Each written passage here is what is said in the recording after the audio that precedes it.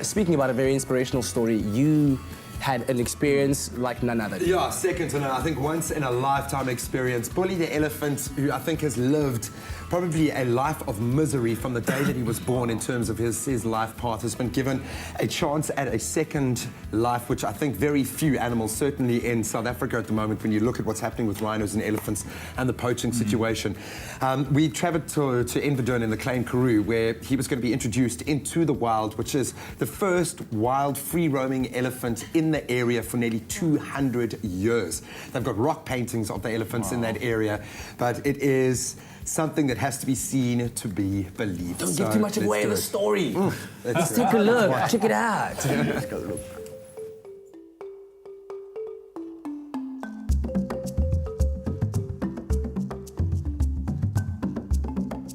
Sunrise over the Klein Karoo. Bordered by the Swartberg and Langeberg mountains in the Western Cape, it was once dominated by herds of buffalo, elephant and kudu. The plain emptied as the animals were hunted and driven out by modern development. Now nature lovers and wildlife conservationists work together to restore the balance, and Expresso was there to witness a historic event as for the first time in centuries, 2 elephants walk the valley. In this vast and breathtakingly still expanse, it's almost impossible imagining anything changing.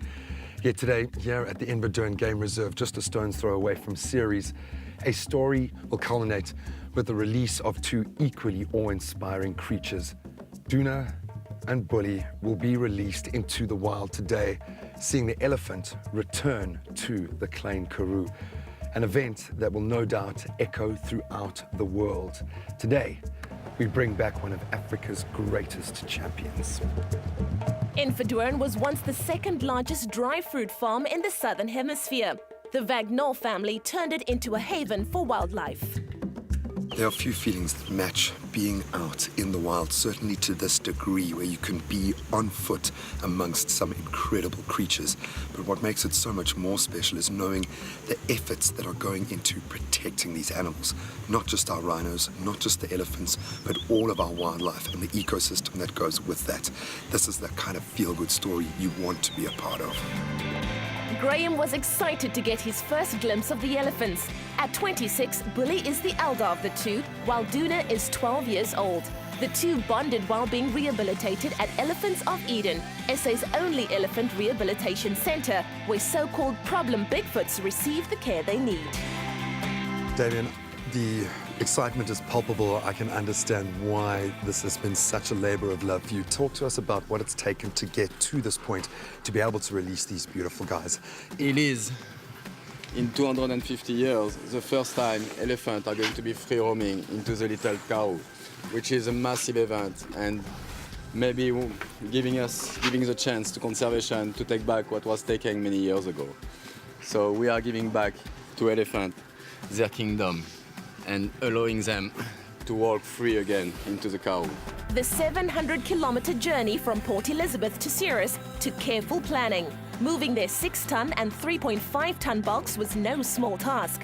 A couple of years ago, Bully was diagnosed with a loose tusk, which was removed. This trek will hopefully be the last big event of his adult life.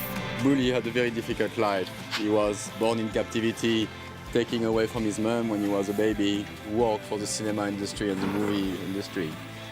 And after this, he became a little bit too aggressive, so he was moving to a zoo, and he could not handle his captivity. So he destroyed his cage a few times, and then finally he was going to get shot. So the EOA, Elephant Owner Association, find out about this elephant, and we have worked together to give him another chance, another life, and a better life, hopefully. What's the next step from here?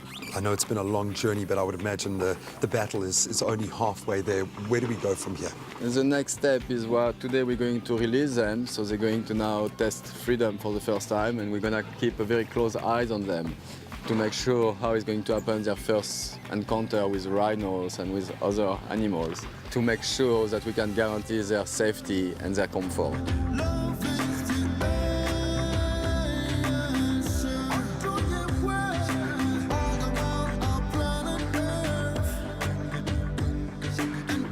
On Saturday, the 15th of December, Bully stepped into a brave new life in the wild.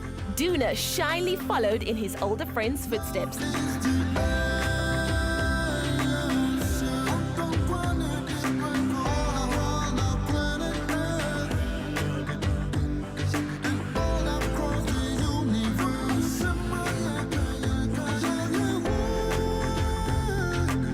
While the sense of occasion might be a little lost on Duna and Bully, for those of us lucky enough to be here for what I can only imagine is a once-in-a-lifetime opportunity, it certainly isn't. What a privilege. There to capture the moment was internationally renowned conservationist and photographer Richard Pearce. There's nothing better than seeing an animal regain its freedom. He took his first sort of steps out into a bigger world, a new level of freedom, and it was tough guys cry, you know, it was just amazing. It completely blew me away. I think the only solution really is to make animals worth more alive than dead. The big question is, did you get the money shot today? I've got, and my wife was shooting as well, we've probably got 200-300 clicks. What we got to do now is sit and go through them, and amongst those, hopefully, there's going to be a good one. And there was. After almost a month in the wild, both Bully and Duna are doing well, and Bigfoots once again walk the Glen Karoo.